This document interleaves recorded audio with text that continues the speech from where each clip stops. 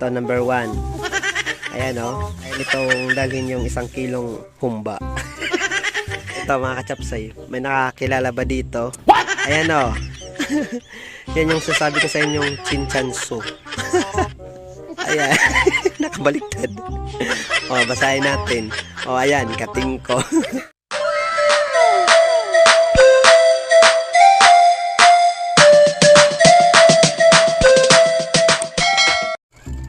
Ayan, welcome back mga kachapsoy. At pag ngayon pag-uusapan natin yung tungkol sa pamimiesta. Marami yung pupuna dahil daw yung mga tao daw ay mahilig mamiesta. Ang hindi nila alam kung gaano kahirap yung ginagawang preparasyon bago makapamiesta. So ipapakita ko natin ngayon yan mga kachapsoy. So stay tuned. Yan. Ayan mga kachapsoy, una muna kailangan mo munang maghalongkat sa yung mga damit kung alin ba yung mga isusuot mo. Siyempre mamimili ka, hindi ka basta-basta pupunta lang sa okasyon na walang pinipili. So ito ilalabas na natin. Alin kaya dito yung isusuot ko? How about this one mga kachapsoy? Ayan. Mga kachapsoy, pakitulungan naman ako kung alin dito sa may papakita ko yung isusuot ko. Ito yung number 1. Ito naman yung number 2 mga kachapsoy. Tingnan ninyo. Bagay ba to sa pananakgas? Ito mga kachapsoy, maganda to. Oh, tingnan ninyo. Mayroong mga bulsa na pwede paglagyan ng mga pulburon. Pili kayo mga kachapsoy. O ayan mga kachapsoy, yan yung number 3. O ito naman mga kachapsoy, ito yung number 4. Parang Cardo Dalisa yung datingan, jacket. Pwede dyan ang hamonada, tumba. O ito mga kachapsoy, uniform. Ito yung number 5 entry natin. Bagay ba to sa pamimista, sa pamamatron? Comment down below mga kachapsoy. And finally mga kachapsoy, ayan, barong. Yan yung ating number 6. Bagay ba to mga kachapsoy sa mga pamunsyonan? Comment down below mga kachapsoy from 1 to 6. Alin ba yung mas karapat dapat, yung mas bagay sa akin na isuot ko bukas? Ayan mga kachapsoy. At syempre mga kachapsoy, abangan ninyo kung alin ba yung isuot ko sa piyesta talaga. Syempre mga kachapsoy, maliban sa mga damit na isusuot, kailangan ding ihanda yung sapatos. Pili tayo mga kachapsoy, alin ba dito? Ito yung entry number 1, school shoes. School shoes talaga. Oh, ito mga kachapsoy, entry number 1, yan yung number 1 natin. Ito, number 2, ano tawag dyan? Basta, rubber shoes. Tapos yung number 3, ito. Oh, pili kayo, number 1, 2 o 3. Oh, ayan, may bonus pang medyas. Ayan mga kachapsoy, isa pa sa kailangang isipin kapag pupunta ka sa mga okasyon, lalo na bukas na fiesta, kung alin sa mga beauty products na ito ang gagamitin mo. Comment down below mga kachapsoy kung alin yung suggest ninyo sa akin. Ito ba? Ay, may presyo pa. Ayan o, Johnson's baby powder. Ito ba yung gagamitin natin na beauty products bukas sa parade? At sa pananakgas? O ito mga kachapsoy, ayan medyo maganda ito eh.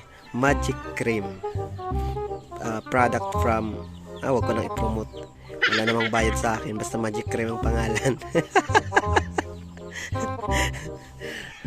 Oh, ito mga kachapsoy, may nakakilala ba dito? Ayan o.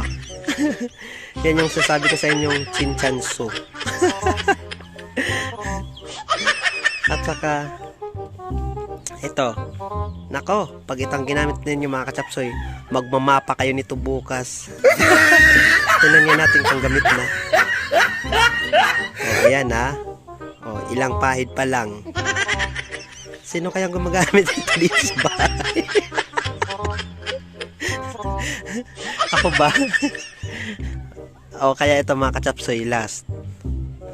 Ayan. Nakabaliktad. O, basahin natin. O, ayan, kating ko.